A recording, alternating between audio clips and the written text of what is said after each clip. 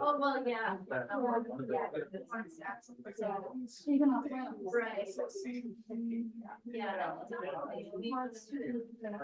All right. I'm going to call us to order. Order, I say. No, I won't do that. But we're so grateful that you've taken time out tonight to come and do as Episcopalians do, which is to sit in the back row.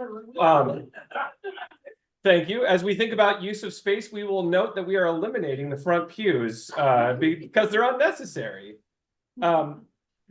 Want to say thank you to Tim Anderson, who's in the back, and Mika Vandersall, who's on screen, our consultants from Vandersall Collective, who will be introduced later, but I just want to acknowledge that they're in the room with us. I'm going to open us with prayer and do my best. As you know, is impossible for me, but I will do my best to stick to the timeline and the script. 5 minutes, Sarah says. Good luck. The Lord be with you. Let us pray. Gracious God, by your love, you have called us to proclaim with joy the good news of your Son. So build us up in the knowledge and love of Christ, that we may welcome all people into this community of faith and show forth our service to you and our service to others through Jesus Christ our Lord. And hear this word from the prophet Isaiah. Is this not the fast that I choose, to loose the bonds of injustice and to undo the thongs of the yoke and let the oppressed go free, and share your bread with the hungry and bring the homeless poor into your house? You shall be called the repairers of the breach, the restorers of streets to live in. My job this evening is to kick us off and kind of give a brief overview as to how we've arrived at a listening phase for a possible capital campaign.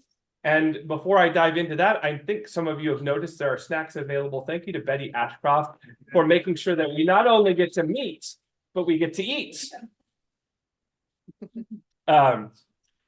Before we dive into how we got here, I should tell you who's on the boat with us besides our consultants, who I acknowledged at the beginning. There are 6 members of our core team. Of course, I know most of you, if not all of you, well. My name is Jared. I'm the rector here, and I'm one of the 6 members of the core team. Along with me, there's another member of staff. We have 2 dogs are getting to know each other at our Pups and Cups event outside. You can hear that, but maybe not like each other. There are 2 staff members, 2 vestry members, and 2 finance committee members. So myself and Sarah Dull comprise the staff representation to our core team. Sally Sand and Betty Ashcroft represent our vestry members of the core team. Can you wave your hands so people know where you are? And from a finance side, our trustees, Holly Weinkoff, newly elected to the trustees, recently left as warden, and Rick Rinkoff, our treasurer, and also on the trustees, who's currently traveling, but Rick is also on the core team and has been an integral part of this process. We're grateful for those, all 5 of you, and the leadership you have shown in partnership with our vestry, finance, and staff to lead forward. As always, it's important to start with why. Why are we in the place we're in this moment? And not just why are we here, like what is our why that drives us forward? We prayed at the beginning our mission statement for St. John's, the Collect for St. John's, which is kind of a guide in all that we do. It calls us to be built up, to be discipled, to be grown in the knowledge and love of God, so that we can do a few things, so that we can welcome people into this place, people who will experience alongside us the healing power of God and the good news of Christ, that we might show forth service in the world, just as we've been served through this place, and that we might actually be doers of the good and the mission of God that we've been granted and given. Beyond that local mission statement, the Diocese of Minnesota, the Episcopal Church in Minnesota, and our church have 4 guiding principles that guide us forward in all that we do. We have justice, vitality, discipleship, and innovation. At St. John's, we like to say that it is vitality and justice that are the vision or the aim towards which we're headed. We want to be a just and justice-oriented congregation. We want to be a vibrant and vital congregation. So in everything we do, we're trying to build towards that eventuality. We never are perfect, we never get there, but we're always working on it. The means by which we get there are discipleship, in other words, how we pray and worship and learn and study our faith, and in innovative ways. This listening phase is not something that most churches do when they embark on a capital campaign. It's kind of an innovative practice. to start with a grassroots listening process that's inclusive and democratic in all those ways. Normally you start with a problem and your small group decides exactly what needs to happen, and then we go and we find people who might be able to pay for it. This time around, we're doing it a little different. We want to listen to you. What are your hopes, dreams, wishes, and visions? How does the work that we're doing tie to the larger why of the church? For me, and you've heard me say this before, if you've listened to any time I've talked about a possible capital campaign, I really believe, just as Isaiah prayed, that the people of God would be repairers of the streets that they live in, that we not only think about how we repair the building and the things we care for and take and that are ours for ourselves, but that we also think about the communities we serve, and that the work we do not only repairs what we have, but repairs the communities beyond our doors, so that we would be repairers of the streets that we live in. So a few years ago, and Holly Weinkauf will come in a moment to tell us about our capital reserve study. Our parish embarked on a process to learn what were the potential capital needs of this building and grounds over the next 50 years. We have a really good guiding document. Many of the items in it are ticked off, and we've done them, and we'll learn more about what's in it. But that sparked the process of thinking about and dreaming about what might we do here. We're starting actually with that as our impetus, and also thinking what other projects, ideas, and needs. A reparations fund for racial reparations, maybe an indigenous land reparations fund, maybe scholarships, maybe nothing to do with the building. So we've started with dreams as well, but we're prompted into this process when we noticed that there were big needs over the next 50 years that were unfunded. And so the Capital Reserve Fund study includes the majority of those projects, and our dreaming has generated more, and your ideas in the survey that we'll talk about in a moment will also be added to that list of possible things to accomplish. I am out of time, but I'll tell you one more thing so that we make sure we cover it. A capital reserve fund is something that some people might be familiar with. You may have heard that term passed around before, and you may be wondering to yourself, why would St. John's, wealthy and rich as it is in many resources, be needing to ask parishioners raising new money to repair the building, when in fact we've always been able to fund our budgets? We've always had this giant endowment that we can lean on and depend on. Why would we be asking or thinking about raising new money to do other projects? Couldn't we just use the donors we already have for individual projects? Maybe our bank could give us a loan from time to time. Maybe we could raise the endowment when needed to do big projects. I think it's important to differentiate for everyone who is thinking about engaging in a capital campaign, to differentiate between what is an endowment and what would be a capital reserve fund. I'm going to do the shortest shrift, so no real justice to this topic. But an endowment is monies set aside by donors, usually in their death or in their will, that is designated by the donor to benefit the institution they're designating it to in perpetuity. The idea is that their gift will be stewarded in a way that it will never be rated in the principal, that the interest off of it will always be able to do new things. So at St. John's, the interest on our endowment is used each year to supplement our operating budget by donor designation and managed by our trustees, so that we know that it will be there in perpetuity. That is there for the sustaining of this institution. It has governance structures and parameters around which the money can be used and can't be used. A capital reserve fund is another fund of money that you can raise to actually address capital needs as needed, to the extent of the exhaustion of that problem. You can set up the parameters to be that the whole fund can be used should the roof cave in, or at least a portion of it could be used up into a limit. So it's a whole different set of purposes and parameters set around money to be used by an institution in extremis, in need at any moment. And so it would be a very different use and a very different setup. And it would help us be sustained in a different way into the future. Of course, there's a lot more that could be said, and probably wiser minds than mine, about both capital reserve funds and endowments. But to kind of keep that thread going, we'll have Holly come up and tell us a little bit about what was in the capital reserve study and how that might lead to a fund that we could use. So Holly, come on up. Capital reserve study. All right, For let's. your foot there. That's an extreme need, and we're gonna fund it. It's fine. It's fine. Okay, so I think are there some copies printed around of the Oh, the study? don't look at me. There are some available, yes. Oh, okay. Well, so, as Jared said, this was kind of a starting point for, talking about a capital campaign. As he also mentioned, historically, the way St. John's has responded to anytime there's been a need with the building, the response has been to go to a few people, to see if they have the funds to help take care of that problem, or in some cases, we've taken out loans. In 2019, the Finance Committee was having conversations about how can we be a little more proactive and less reactive to building needs. And actually, thanks to Tom Evans and his encouragement and organizing, we had a study done. So that was in 2019. This study covers the life of this building over, Jared was saying 50 years, I think it might be a 30-year span. But it addresses everything, and the study addresses everything about not just the building, but the property.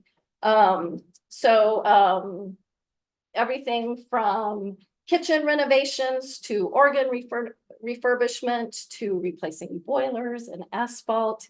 It addresses everything inside as well as things outside. I like to think of it as a document that talks about things that are seen and unseen. It is all in there. It's actually, if you take the time to look at it, it's a pretty cool document. So to meet the expected needs of our building, the recommendation from the study was for St. John's to start. And again, this was done in 2019. So the study was talking about starting in 2020 to set aside $130,000 each year and gradually increase that so that we could start building this fund. In addition, the recommendation was that we start a capital campaign in, I think it was 2021 and 2022 to really do a bigger, and build that fund even bigger through a capital campaign. So we had conversations about doing this and as a way to have, sort of our own savings account to address any building needs that would come up in the future. But we all know that in 2020 things changed, and so that went on pause. But now we are back to a place where we can pick it back up. So here we are in 2024. So we're behind on what the recommendations were in terms of building up a capital reserve fund. But the good news is we did actually start the fund. I think it was in 2021. We had enough of a surplus that we did start this fund. And fortunately, then just about a year ago, when we had an issue with the roof, we had the funds there to take care of that. So that was a good example of how this is supposed to work. So that's one of the things we're talking about, how to build up this fund so that we can take good care of this building over the next many, many years.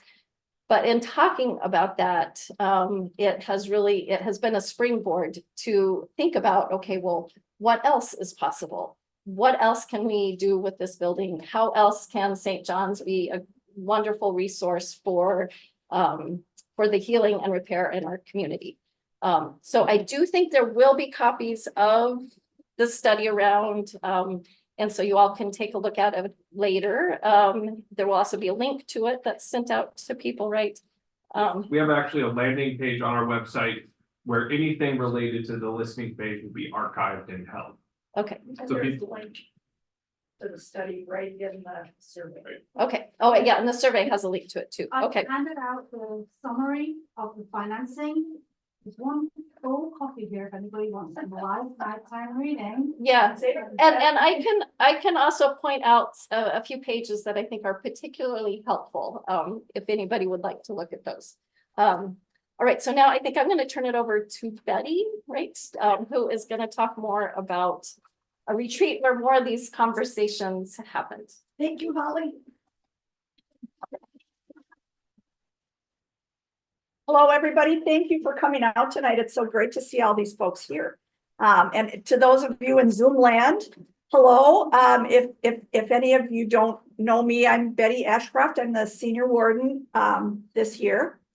And if you all attended our annual meeting back in January, you might recall Rick Rinkoff, our treasurer, alluding to a possible capital campaign in 2024.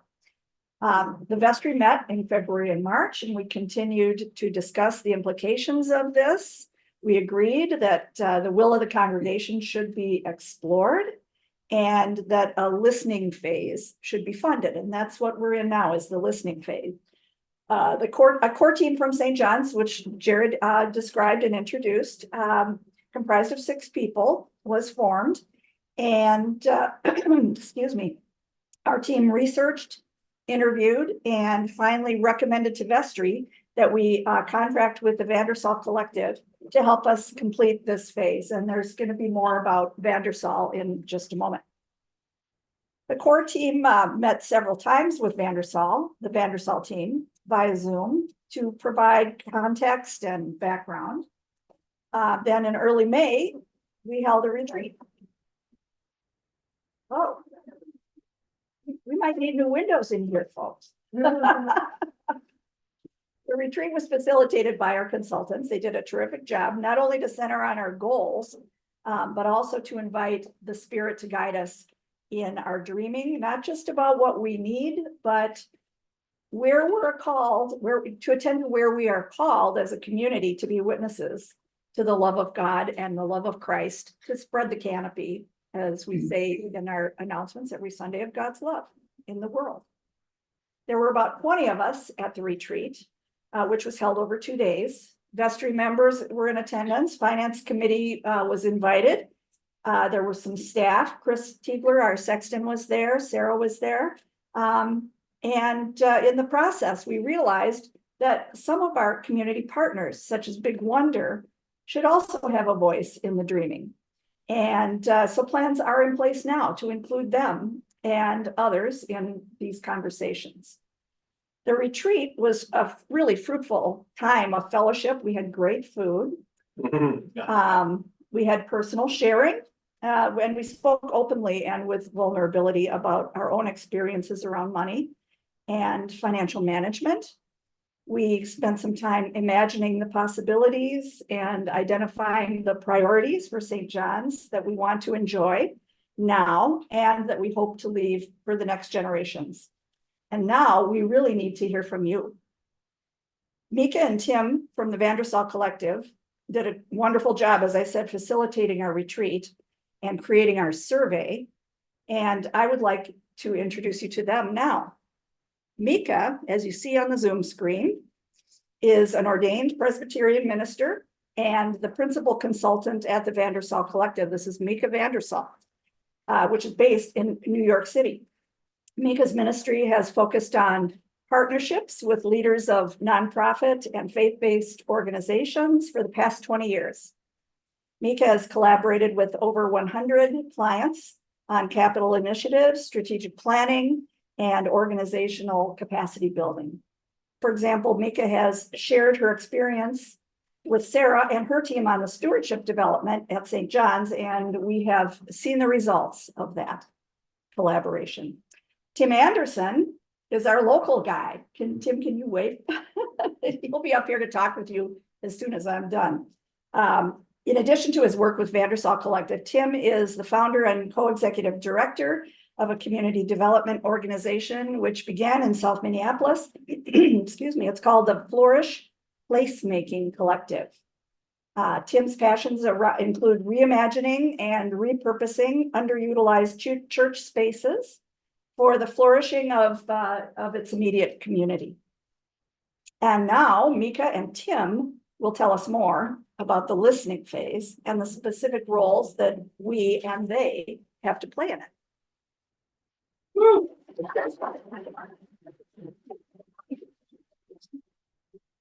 So Tim Anderson, I am the local guy from South Minneapolis, Powderhorn Park. George Floyd Square is another name that we go by. So right in the heart of a lot of change as well. And in my neighborhood, we say often that change happens at the speed of trust. Change happens at the speed of trust. And to cultivate trust, I am a firm and avid believer that requires all voices being heard and all people being seen to the degree that you are able to do so. And that is why, as Jared was mentioning earlier, there is an innovative maybe approach to this whole conversation that is rooted in listening, because we believe the good work, the good changes that might be coming in front of you have to be rooted in seeing each other, hearing each other. And as you do that, trust is being built. So thank you for showing up. I know that summers are busy. Weekdays are busy. You had a whole host of options of how to spend your Wednesday night, and you chose to be here. And that matters. It matters that you're here. It matters what you say in the survey that I'll turn over to Mika in just a few seconds, to keep leaning into this conversation. We need to hear from you. You all need to hear from each other. And that is the purpose of this whole phase, is for voices to be heard. So thank you for inviting us in. We are delighted to be part of this chapter in your congregational history, and excited to see where it takes you. So I'll turn it over to Mika, who's going to talk more about the survey and the process here, and then we'll answer questions as well. Okay, doing a bit of a mic check here. Can you all hear me there? I'm seeing some nodding, so that's excellent. Yes. Thank you. As many people have said already, my name is Mika, and I am just thrilled to be with you all this evening. And I have to admit that I've been following St. John's as a community for many years now, and I'm just so impressed with your witness in the world, your dedication to what the love of Christ looks like in your neighborhood. And it has been a joy to work with Sarah up until this point, and now at this point, be meeting all of you. I am here to talk about, as mentioned, what a listening phase is, but in the larger context of there's a listening phase, a feasibility phase, and then a capital campaign. If we get to that particular point, it's important that we listen each step of the way so that when a capital campaign comes, if it comes, it's done in a way that is part of healing for you all and for the neighborhood at large. What does success look like for us then? It's not just the ability to raise money, but it's the process itself, that it needs to be one that strengthens communities and neighborhoods where all voices have participated in the creation of it, and where we are all working towards not only the healing of the buildings, but where God might be calling you into the future. So other goals would be to increase volunteer involvement, to strengthen relationships, and to strengthen muscles of being able to both ask and to receive. There's so much that we can learn in a capital campaign, and so many ways that our faith can be strengthened, and these are some of these ways. We want to be, as I said, a part of raising funds in a way that is healing and part of the creation of God's concern for justice and care. I strongly believe that fundraising is a pastoral ministry where we're able to do things together that none of us could do alone. It is fundamentally a theological a concept for me. So during this listening phase, where you all learn about the challenges and potentials before you, it's where you all are able to dream big about where God's calling you, and where we receive all of your thoughts in an organized fashion, and then we get to report them back to you. It's a mechanism to hold your thoughts and ideas through a survey that's being launched now, through your comments this evening. And then also through interviews that are being conducted with your partners. I want to reiterate tonight that all responses to the survey are confidential. We'll be collating everyone's answers and responses, and no names will be connected to any of the comments. We'll just be looking for themes and be able to report those back to the core team in the vestry. So being that you're part of a larger St. Paul community, I mentioned we'll be doing some interviews. We'll be meeting with some folks who interact with you, who partner with you, and who have their own dreams. And so we will be interviewing people who both rent and use space at St. John's, and those that you consider to be partners at St. John's and throughout the neighborhood and where you're situated. So after this particular phase, we would then move into the feasibility phase, which some of you might know a bit more about.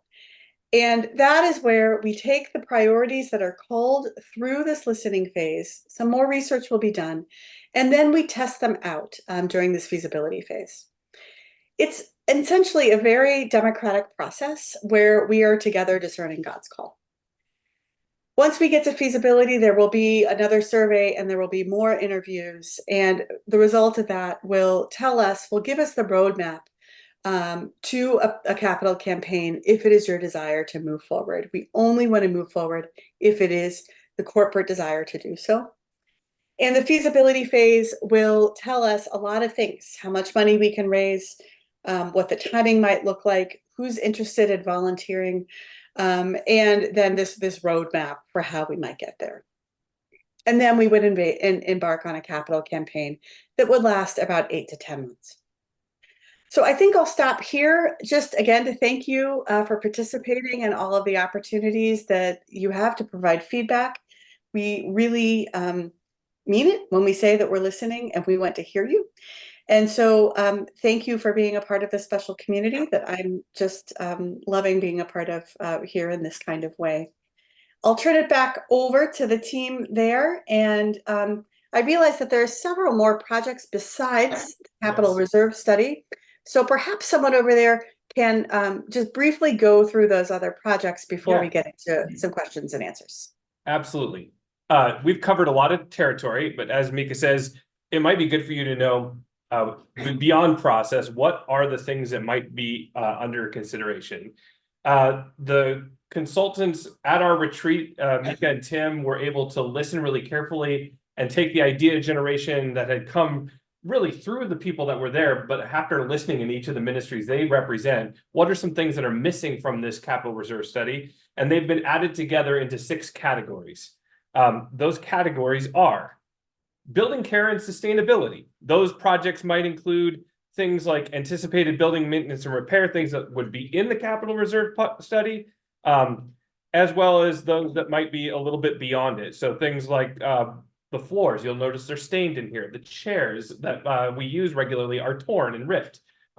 Things that are basic and about our sustainability: boilers, elevators, windows. Then there's community care and collaboration. Projects that center here might be around the spatial needs of our space sharing partners, folks that Mika just mentioned, and those that might come to us as we meet the needs of a future church. That include things like Big Wonder, Artaria, 12-step groups. Projects in this area might be the HVAC, making the space more comfortable for groups that come and go from it.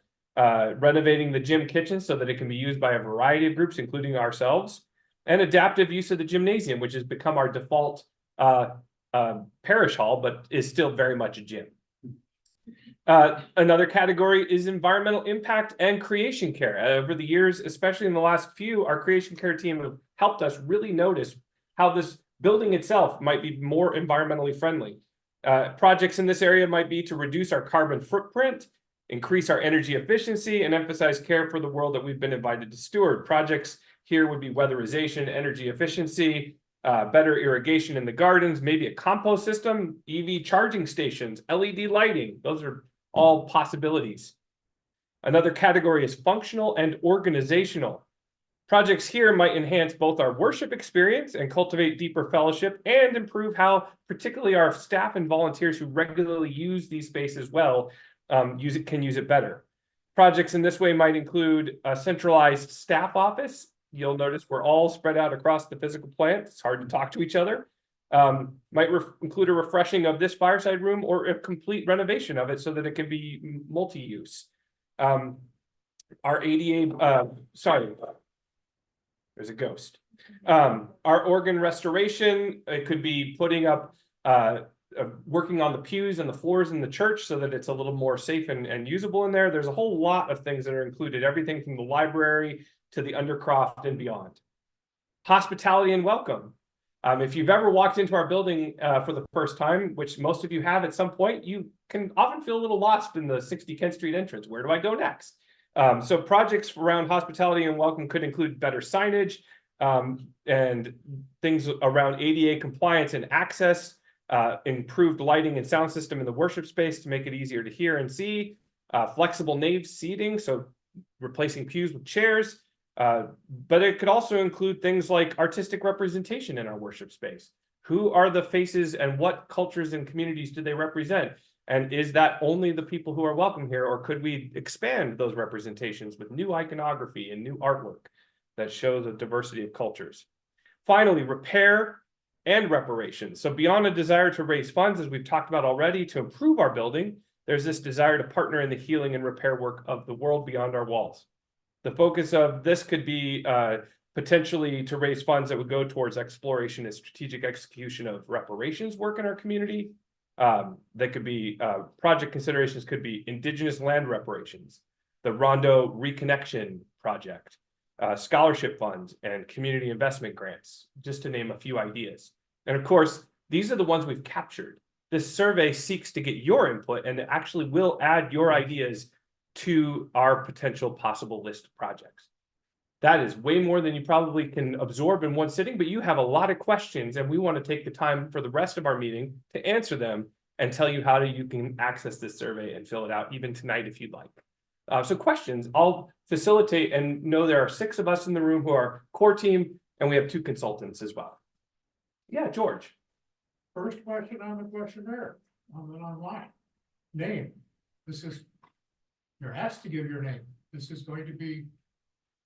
Is 100% confidential. The 2 consultants will see your name and you only them. They don't know who you are anyways, but they're using your name so that we can make sure we cross you off the list, because we know Roger is eager to submit 6 surveys to skew towards a chocolate fountain that he's been asking for at coffee hour. So we're just using your name to check you off the list. Okay. Good question. Other questions? Obviously, we change moves at the speed of trust, so you know. Yeah. No, music isn't mentioned in here, is that separate? The organ is mentioned in here. Acoustics could be something that someone would list. There isn't a music category, but music is implied in a lot of the categories, like how we are together in community. So these are not like spiritual life, pastoral care, faith formation, music, liturgy. But there will be project possibilities and implications. So organ refurbishment is the biggest one, which is a big need. Our Skinner organ has significant needs. And that might be a focus of a significant portion of future needs. So, Hey, Jared, yeah, Mika. might you repeat the question briefly before it's answered? Thank Yeah, you. that's great. Sorry. Thank you for noticing you're fine. our ability Okay. to be communicating online. So the question was, where is music in this? And that Gotcha. was Gotcha. other questions, and I can field these out. Jill. I am to my husband's, Jill Thompson. I've been here since 1981 or so.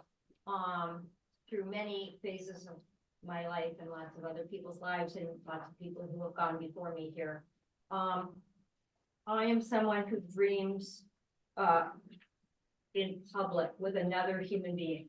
One other human being is great for me, but you know, when 2 or 3 are gathered together in his name, he will be in the midst. Yeah. I really take that to heart.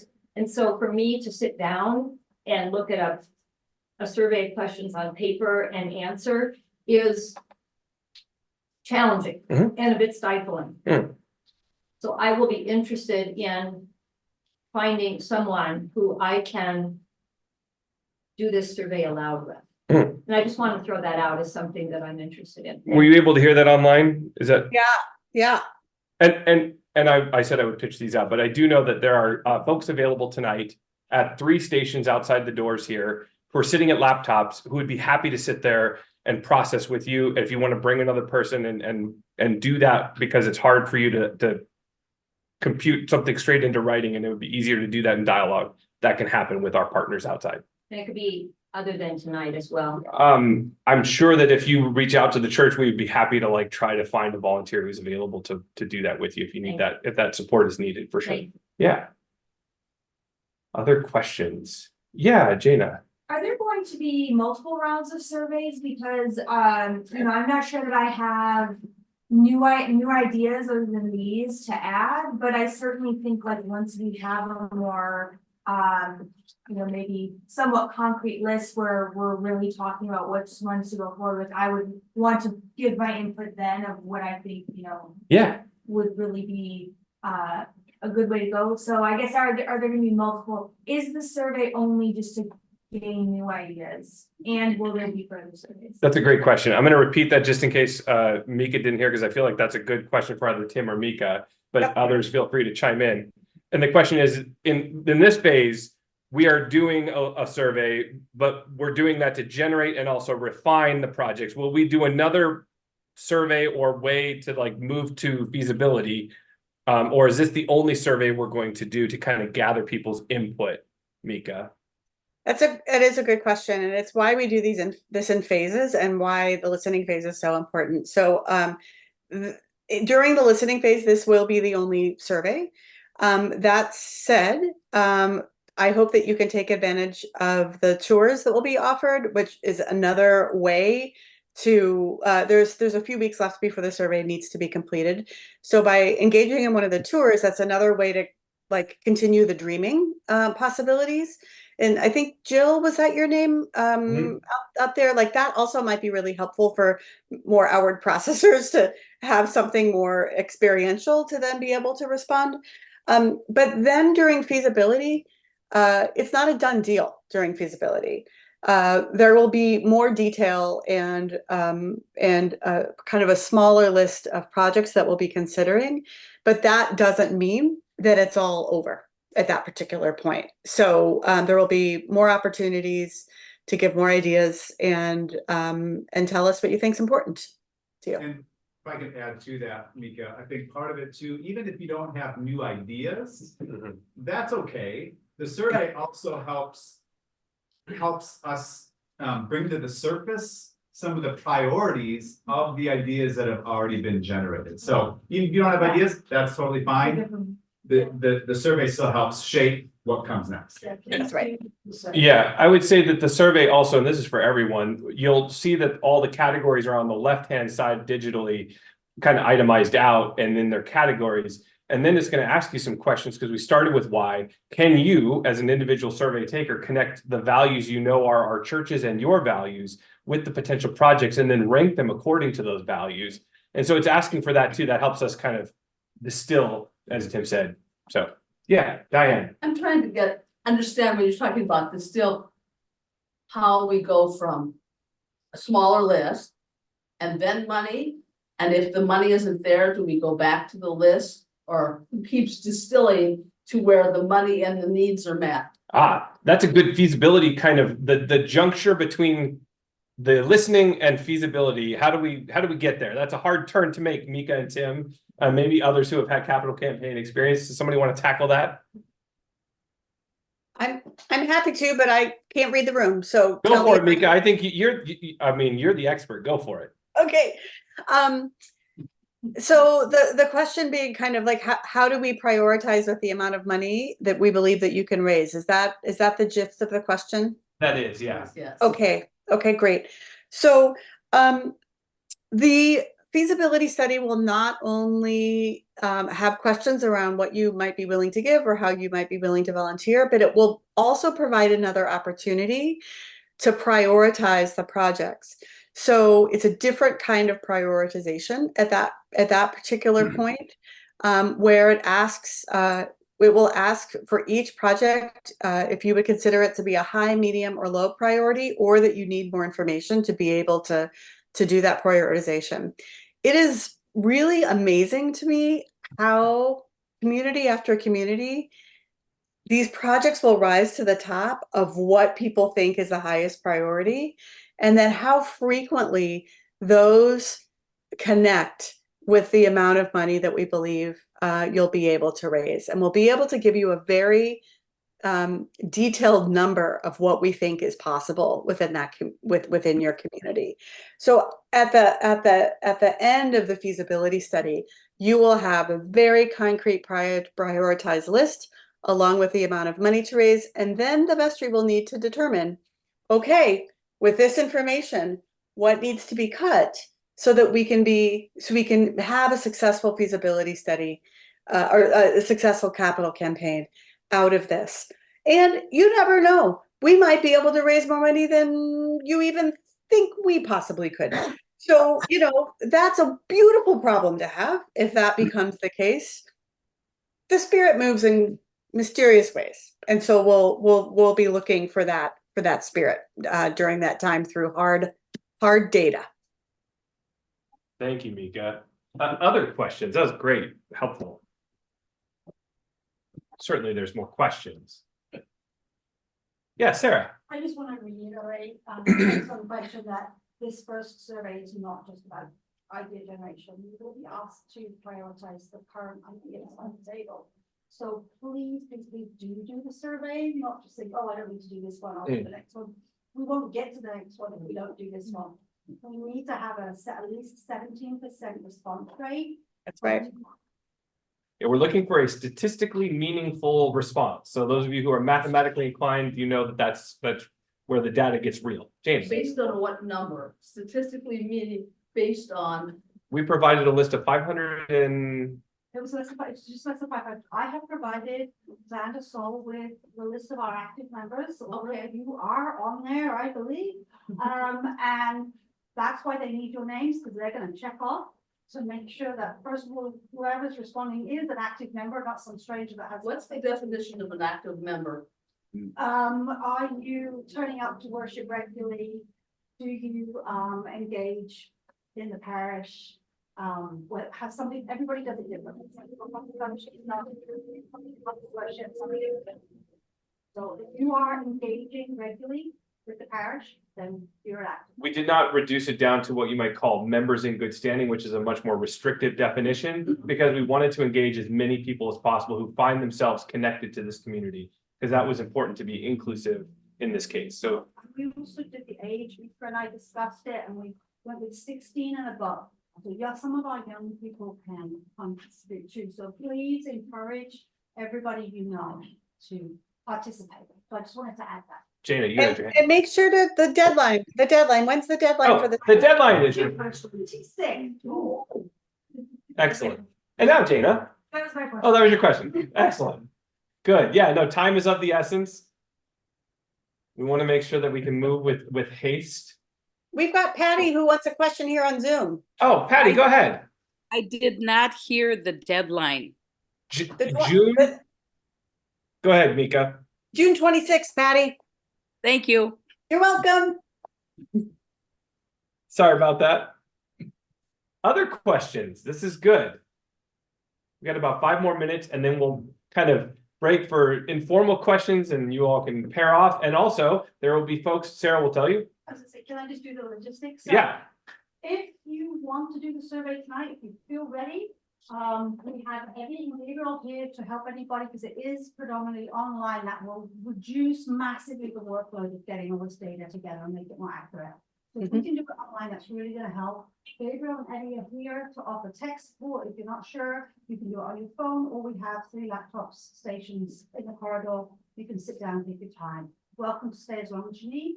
And then on Sunday, for those that maybe want to do a little bit more discernment, maybe go tour the building. Chris, myself, Betty, Sally, we are offering tours of the building on Sunday after the service. We stay for the post loop. There'll be coffee at the back of the church, so we're not going to be doing coffee in the gym. We'll just grab your coffee, listen to the beautiful post loop. Gerald will do a quick recap of Quick. It will be quick. It'd be very quick. Hold you 4 minutes. Quick. And then we'll do the tours, and again, there'll be some stations and tech support to fill out the survey. And then we'll get you out to the farmer's market. And then we'll get you back. There's a question over here, Don. Yeah, I guess being in this business, so.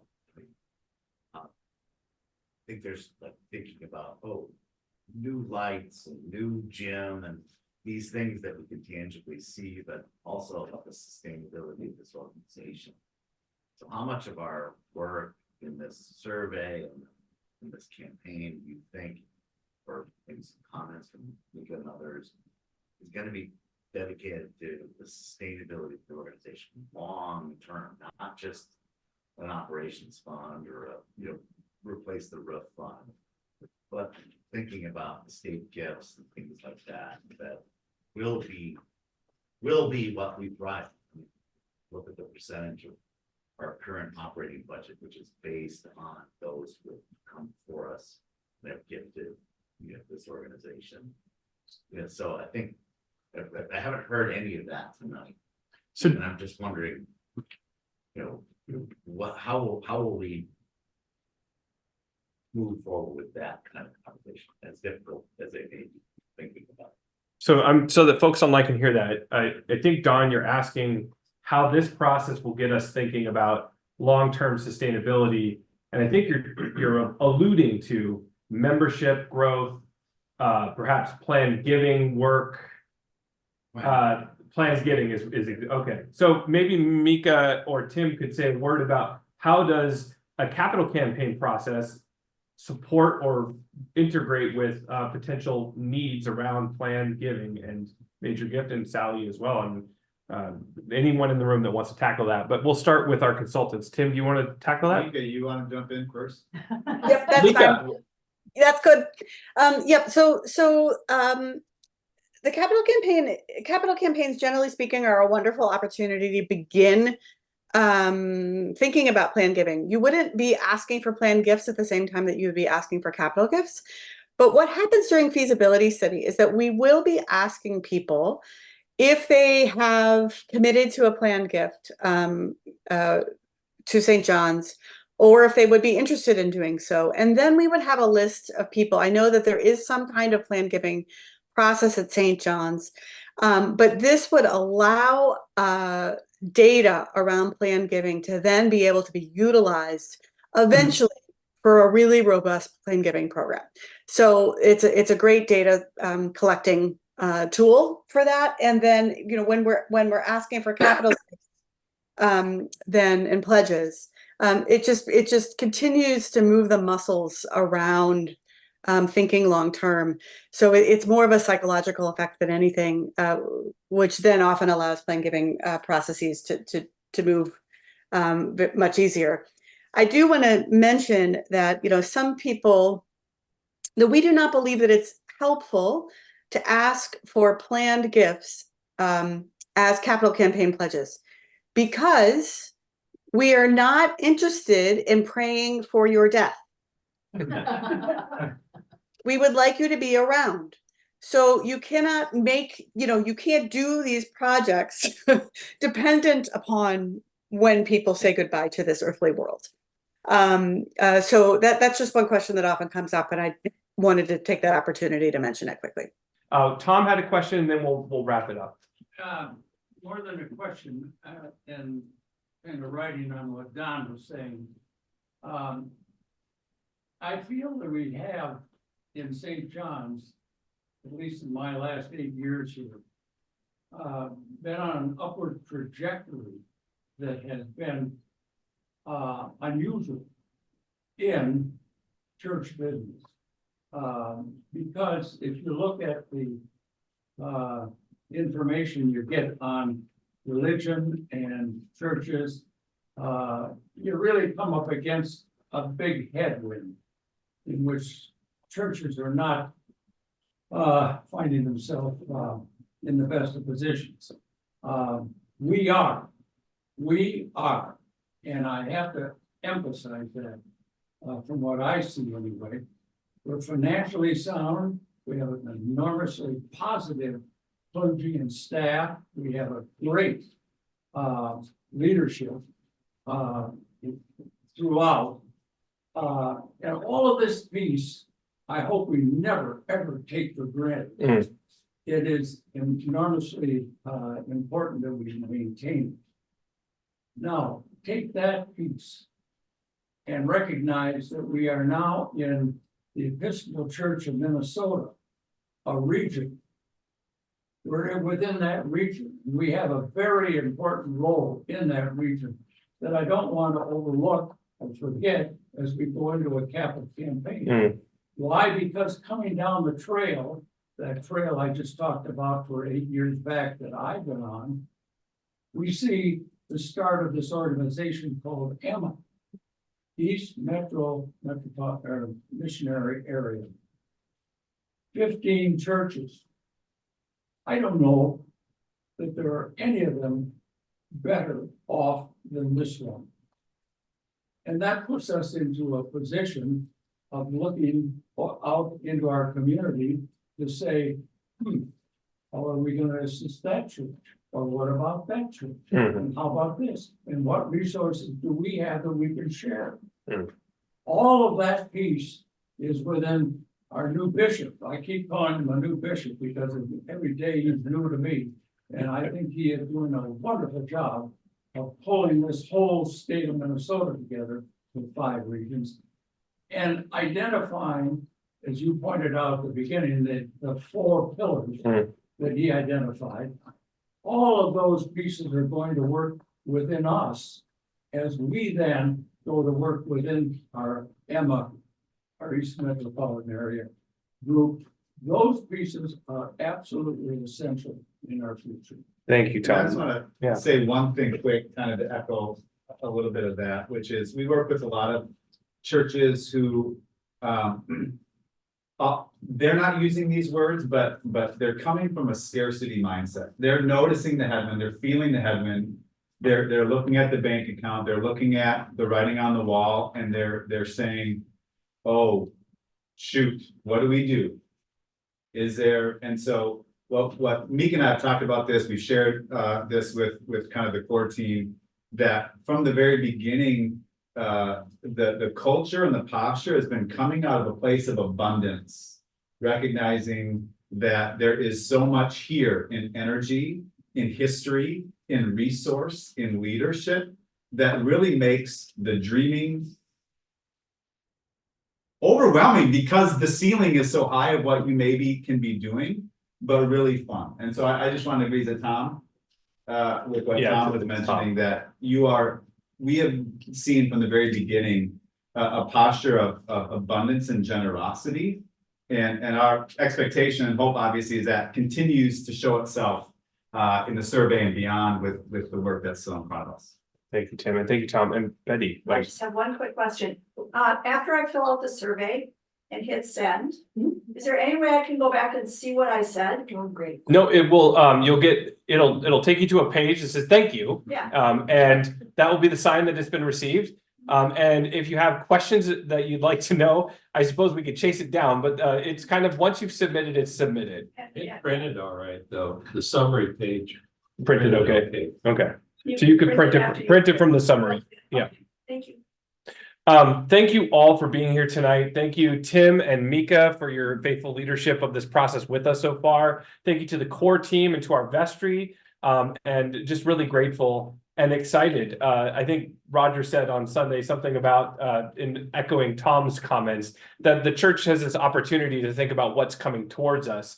And in that, in a positive way, is not to admire the problems that are facing all churches, but to think hopefully about what Christ calls us to in the world and the healing possibilities that are therein. So thank you. Do take a moment as you leave. If you'd like to have help, survey is out there, and we'll continue to email you until you fill it out. So, get her done. Have a good night.